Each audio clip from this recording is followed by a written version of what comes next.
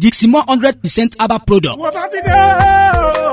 Bẹ́ẹ̀ni, ìwòsàn ti dé pẹ̀lú Jigsimur. Ẹkùn ọkọ̀ gbogbo àwọn àrùn tó lè gé ẹ̀mí ẹni kúrú. Inú ike ló ń gbé, ewé àtegbò àwọn baba ńlá wa la fi ṣe. Pẹ̀lú ìmọ̀ ìjìnlẹ̀ àwọn dókítà tó kàwé gboyè látòrílẹ̀-èdè South Africa. Bó o bá ti kẹ́fìn èyíkéyìí àwọn àìsàn wọ̀nyí lágọ̀ọ́ ara rẹ bíi fibroid, diabetes, arthritis, goiter, skin ailment, migraine, insomnia, kidney stones, infections, ill wound, fertility improvement, weak erection, cancer, stomach ulcer, hepatitis B, premenstrual tension, asthma, hypertension, allergy, leukemia, anemia, back pain, bronchial problem, bladder disorder, bone disorder, stroke, high cholesterol, heart problem, liver problem, poor memory àti bẹ́ẹ̀ bẹ́ẹ̀ lọ. Ìwọ sá ti béèrè fún Jigsimur 100% herbal product. Wọ́n á kọ́ ẹ bí wàá ṣe lò ó tó o bá ti gbé e lura. Lọ́gán ni gbogbo àìsàn tó ń ṣe ẹ́ máa wá bí gbà. Kò ní side effect kankan. Office address wa wà ní number 30 Western Reservoir Road beside Kiddies Hospital, Ọlọ́runṣògo, Ìlọrin nípínlẹ̀ Kwara. Telephone 0803-368-3647 àti 0907-088-8268. Tó fi mọ́ 0806-769-9725 láti rí Jigsimur rà nílùú Òṣogbo. Ẹ pè 0704-629-8981 àti 0803-368-3644 láti rí rà nílùú Ìbàdàn. Ẹ pè 0806-511-6304 àti 0805-338-8393 láti rí rà nílùú Èkó. Ẹ pè 0803-944-7336. Àìsàn ò ní fi àgọ́ ara wa ṣe bùgbé o. Jigsimur 100% herbal product làmí ẹ̀.